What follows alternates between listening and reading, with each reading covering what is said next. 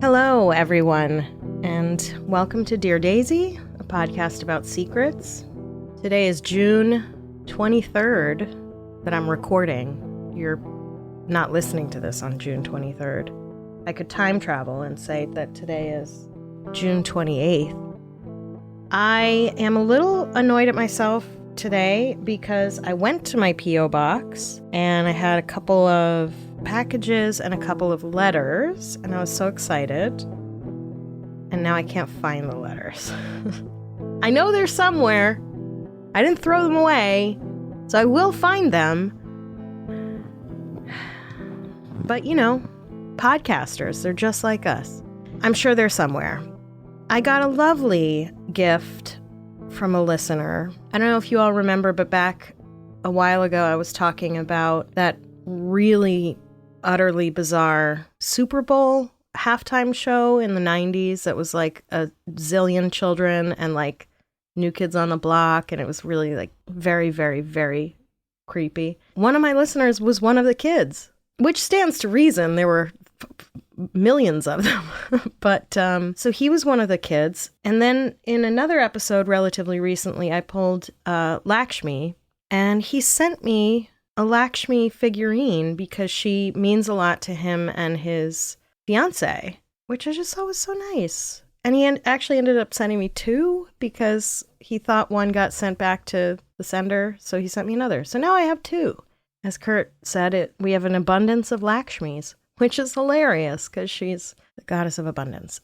Okay, I don't know what else to say today. There's a letter from a long time ago that I never read because I thought I was going to be doing like a kid's version, but that never happened. So I'll read this one. It's back from nearly a year ago. I apologize. I should have read it when I read that other letter from Secret Cookie about how to set boundaries. Listen, you know, I got nothing. Okay, here we go. Bloop, bloop, bloop.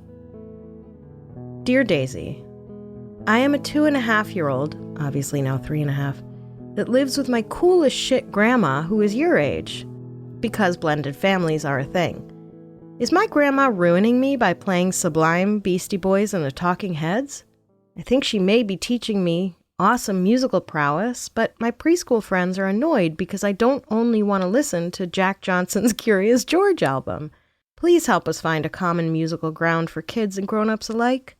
Love your podcast, even though I shouldn't be listening in my car seat. Thanks, Daisy. Well, first of all, I'm wearing my Beastie Boys t-shirt today, so that is fitting.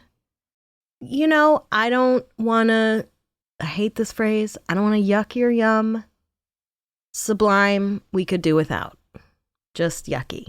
But Beastie Boys and Talking Heads, no, absolutely not. I have a video. He's not 2.5, but he was 4. I speak of you, my son. But I do have a video. You know what? We'll put it up on socials of Monty really just jamming out to Sabotage with his Aunt Jonan. Today, so Monty is now 11. Jesus Christ. And this morning, he was practicing cello. He was teaching himself how to play Mary on a Cross, which is some very strange, like, goth band that Kurt discovered from, like, the 90s. And he's playing, like, the Killers on the piano, and I don't think any of this would have been possible if he'd been listening to the Jack Johnson Curious George album, although he was into that shit as well. I was actually just thinking this morning that we were really lucky because Baby Shark came out just as he was aging out of that era. I heard it one time at his preschool graduation. I had never heard it before. It was the stupidest fucking thing I'd ever heard in my life. It's just a bad fucking song. The perspective changes at the end of the song. Like, we're talking about the sharks and then suddenly we are the sharks. It's a terrible fucking song. And it's stupid. And it's heavily gendered. And I fucking hate it. So I was really glad that I got to skip that. You know, I think that you're raising a good human, is my guess. Just maybe not the date rape song by Sublime. You know what I mean? No, fucking rock out with your cock out. You know what I mean? Like, just jam to the tunes. Monty was singing, U2 and Beastie Boys and all that fun kind of stuff when he was very young. And now he's very well-rounded. He still likes to watch the Descendants movie from Disney. Those voices are like nails on a fucking chalkboard. I don't know who cast those people, but every time they open their mouths, I'm like, oh, God, stop it. There are worse things in the world than curse words in art and music. I also have videos of him singing David Bowie, Prince, Cream by Prince. And, a new one comes out in July, Kelly's saying. Great. A new Descendants comes out in July. That's great. That's all we need. What else? Creep by Radiohead. I'm a crap, is what he said. Yeah, I'm so sorry it took me so long to get to this letter, but here we are. Write back and tell me what kind of music you like to listen to now that you're 3.5. Have you branched out at all? All right, here we go. Dear Daisy, I've been meaning to write a physical letter into the show, but I think just having the anonymity may be better for me. Also, I felt compelled to write in because I really relate to AD in Love is Blind, because I keep feeling like I get used up despite my best intentions. Some background. Christian gal, divorced in 2020, left in 2018, marriage was a lot. Okay. Trigger warning? I won't get into it, but it included a murdered child, homelessness, and sexual assault. After getting therapy, I had the strength to leave and to be more confident in myself and my worth. Current situation. Ended the friends with benefits situation back in January because he went home and had feelings for a girl he met while visiting. But he didn't admit this until I admitted that I had feelings. So we ended on me saying that he wasn't ready for a relationship. We met on Bumble and he said he wanted to be single for a while. It was that he didn't want a relationship with me. Went silent on him up until the middle of March when I happened to text him to check on him. He said he was fine and that he was thinking of me a couple of days previously because he didn't like how things ended with us, aka the last tussle we had. I ignored it and asked about his progress with the girl he had feelings for, and he said he wasn't ready yet. So he's still single, and I said we could still be friends, but only friends, no hanky-panky. My question is, A, why are men? B, I am willing to stick to my boundaries and remain friends, but I also can't deny my feelings. How do I protect myself from being used? What if there's a chance that he may want to be more than friends in the near future? Not just one question, sorry. Thank you for reading. Sincerely, Shine Bright Like a Diamond. Okay. First of all, I'm so sorry. I can't even begin to pretend to know how your experiences have impacted you. I mean, I've been homeless and I've also been sexually assaulted, but the other thing is,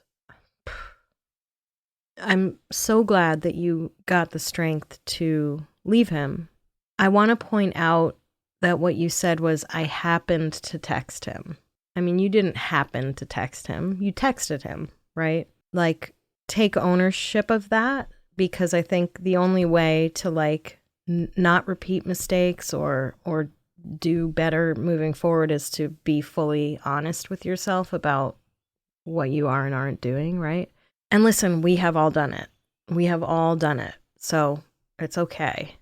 But he's not worth your time, I think you should get rid of his number. Everyone in the chat is saying, this dude is garbage. Block that number, writer. Yeah, Barry says, who, by the way, is a therapist, not for nothing. Do actions that align with your values. Accountability is important that way. If we put ourselves in a passive voice, like saying, I happened to text him, to what you're doing, it's a good sign that we're acting against our own best interest, right? Like you're trying to sort of put space between. Don't steal my gig, Barry. You're trying to put space between yourself and the action that you shouldn't have done, right? So anyway, okay. Fuck this guy, don't fuck this guy. You know what I mean? Fuck him theoretically. Fuck him metaphorically. Don't fuck him actually. We all need to pick people who treat us fucking better. We keep doing this, right? I'm going to tell you a story. Shortly after I left my first husband, I met a guy who, I mean, this man eye fucked me so hard when I met him. And it was like, I was really flattered, you know? I mean, I was cute. Don't get me wrong. But I was flattered. And then we started chatting, whatever, you know, it just sort of escalated. He lived in New York. I lived in Los Angeles. We texted. Was that a thing? I can't remember if texting was a thing back then. We IM'd or whatever we did. And it was, pretty spicy, pretty sexy. And I went to New York, for whatever, but to fuck him. And I did. And, I used to write letters. Did I write to him first? Oh, yeah, I did. Now, in my memory, it wasn't flowery. It wasn't about oh, I want to be with you. It wasn't any of that shit. It was just whatever, my day. And he wrote back saying that I had put a hook in him and he wanted to come move to LA. I didn't fucking invite him. I didn't say he should come to LA. I didn't even float the fucking idea. He said it. And then, we were very casual. So we were seeing other people. And he told me about this 17-year-old girl that he was waiting until she was 18. So some time passed and my birthday was coming up and I bought him a plane ticket to come see me for my birthday for myself, as a birthday present for myself. And he started getting weird and, just weird like men get. Distant, strange, suddenly sort of cold. And when I called him on it, he told me I was being clingy. And, I was confused. I was like, I bought your ticket out here so we could fuck. You're the one who said that I put a hook in you. And then it came out that actually the 17-year-old had turned 18. So that was the reason he didn't want to come.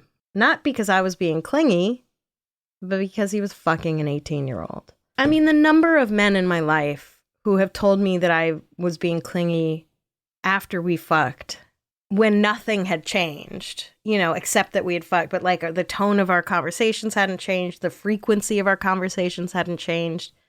Nothing. Just we had fucked. Maybe I'm horrible in bed and that's all they know how to say to get rid of me.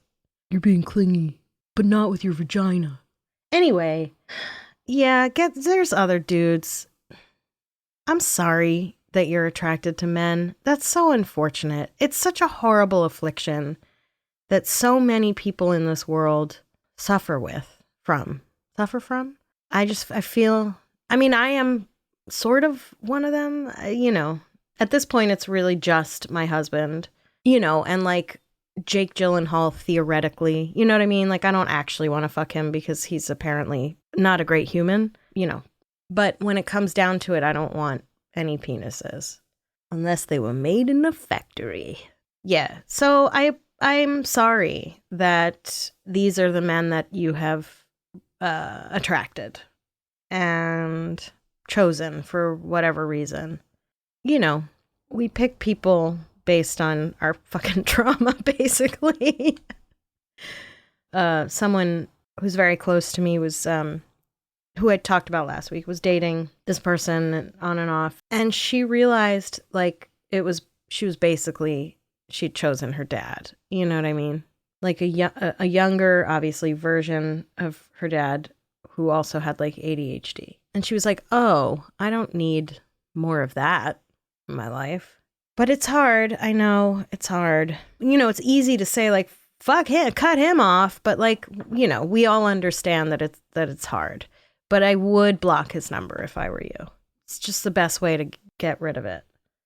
All right, here's some backstage fuckers feedback. Katie, when I was trying to decide if we were texting or IMing, said, sexted, you were dirty, digitally, get down. And Ashley said, I always know when Katie is about to message gold because I can see it in her face on the video. My comedy partner Jordan and I had a bit in one of our shows that was exactly about this. It was a very casual text conversation, and then you fuck, and then you, like, 2 weeks later, you text, hey, and he's like, you're clingy, you need to back off. And then 2 weeks after that, he comes back, hey. Yeah, I'm sorry. I think the only way that you can get over your feelings for this person is to just end it. Walk away. Like, if you keep him around, it won't go away, and it'll just be harder. And he's really not worth your time. Sure, there may be a chance that in the future he wants to be more than just friends, but he doesn't deserve you. And that means that your intentions are not pure. Like, if you want to be friends, you want to be friends, but clearly you want to be friends with something else. So, as to how do you protect yourself from being used, don't ignore the red flags. Barry says. That's key. Like, when you see those red flags, note them heavily and know that, like, you're not gaslighting yourself. Those are red flags. I will tell you that when I was in a relationship with somebody who was married and they both had other partners, I didn't like it, mostly because their wife's other partners didn't like them and were sort of like openly mean to them. And their whole thing was like, well, I have no control over like, she can be with who she wants to be with. And I was like, I wouldn't want to be with somebody who was mean to my partner. Like, what are you doing? Plus, just like the Google calendar of it all just was exhausting. I don't know how they did any of it. And then it ended up like getting really messy. They were lying to each other, and then it was terrible. Which is not to say that all poly relationships are like that. Just this one was, and it was uncomfortable. Yeah, protect yourself and be really clear about your intentions, because not only is it more fair for you, it's more fair for them. You know what I mean? Not that you need to take their feelings into consideration, but it's just like, just good all around to just know what your intentions are and be clear. I'm so good at this.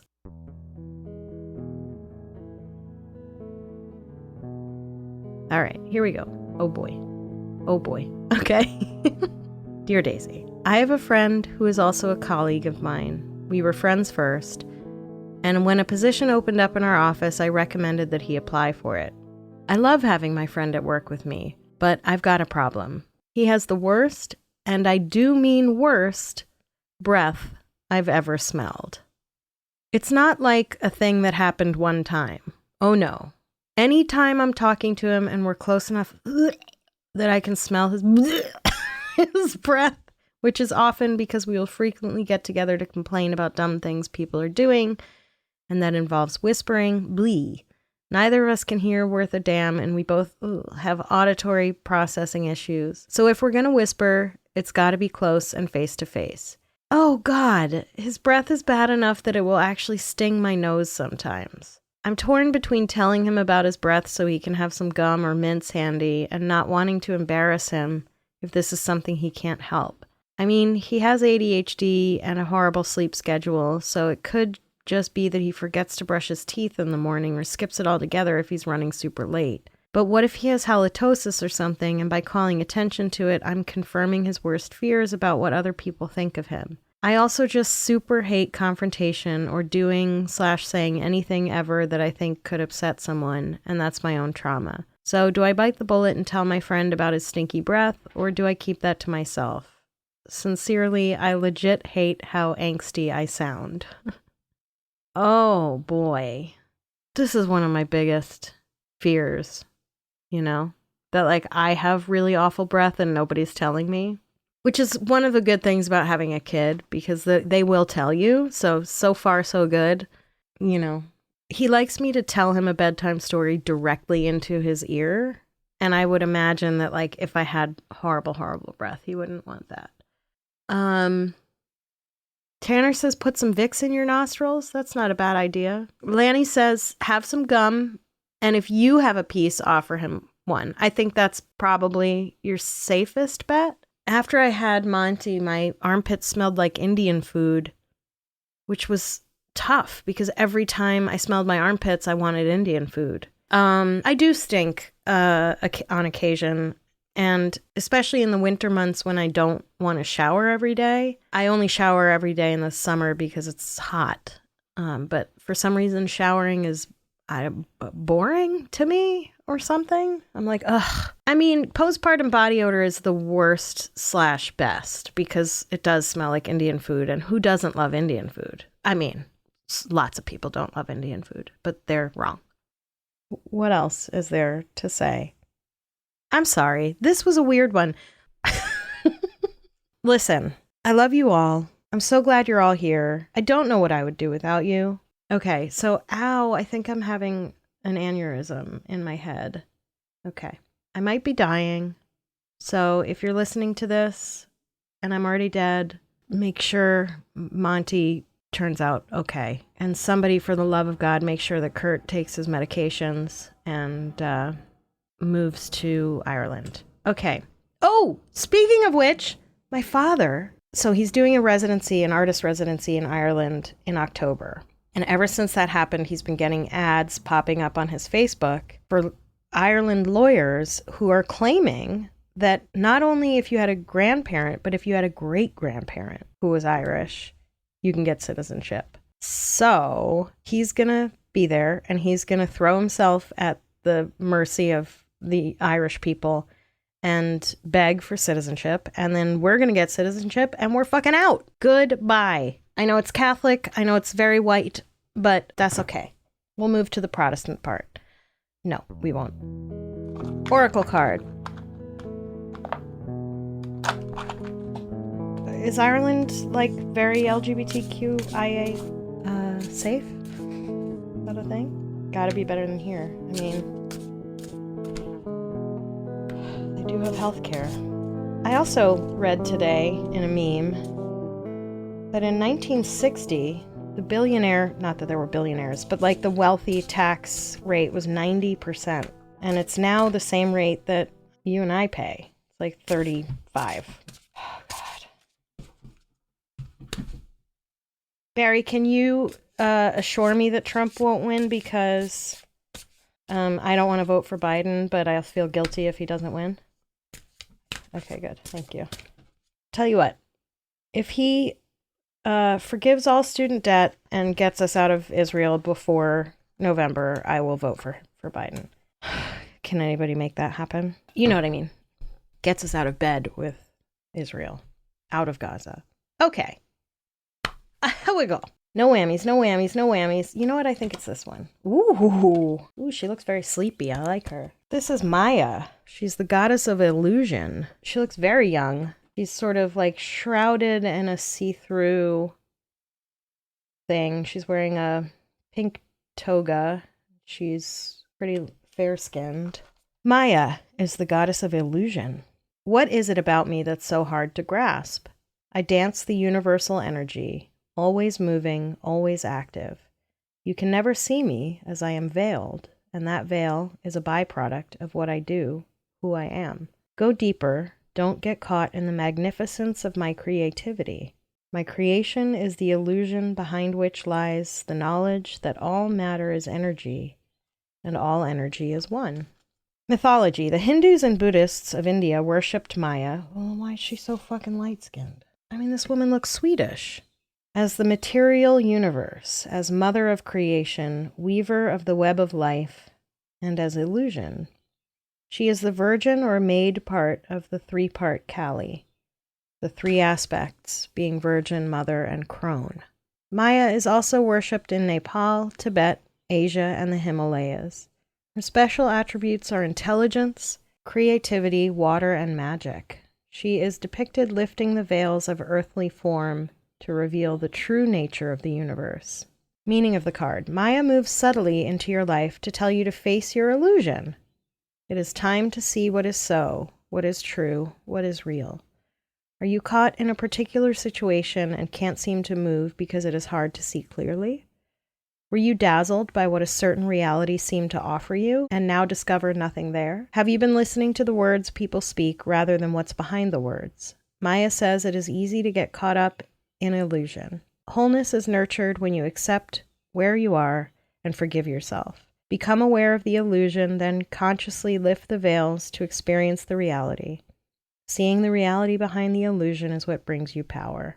Yeah, so, I mean, I think this is speaking to our middle letter writer. This man is an illusion, and he is showing you something that is not real, or like he represents the promise of something that isn't real. And maybe there's something that is hanging over your ability to sort of see the truth in general.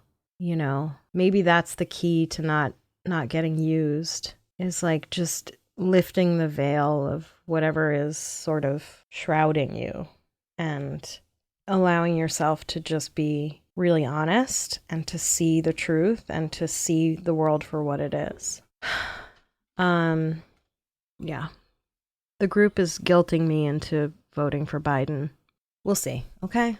I've become completely disillusioned, speaking of illusions, with our entire political system. And I just think we're in a horrible fucking loop. And I think things are getting worse, and they have been steadily getting worse for a long time, and it's not working. Amanda says the illusion is easy to fall for because we want to believe even though we know deep down it's not real. Yeah. Barry says I did that in a relationship for 4.5 years as well. Yeah, so did I. I married somebody that I knew deep down I didn't want to. I know that Trump won't forgive student debt or get out of bed with Israel. Anyway, whatever. It's fine. I almost voted for Nader, and I couldn't bring myself to do it, even though I knew I knew Gore would win New York. But I got in the booth, and I just couldn't bring myself to do it, which is probably what's going to happen in November for me. Just please don't let it be my birthday. Let's see. No, it's the day after my birthday. That'll be fun. I mean, I'm definitely not voting for the guy with the worm in his head. All right. Listen, now that we're all depressed, I'm going to say goodbye. I love you all so much. Dear Daisy is a production of Grab Bag Collab and is brought to you by the generous patronage of our members. Amanda Rossman is my editor. Amanda and Amber Hunt are my partners in crime. Music was composed and performed by Kurt Bloom. If you have an idea for a limited series podcast that you'd like to talk to Grab Bag about, email us at grabbagcollab@gmail.com. Follow us on Instagram at grabbagcollab. Follow me at Dear Daisy Pod and Daisy Eagan.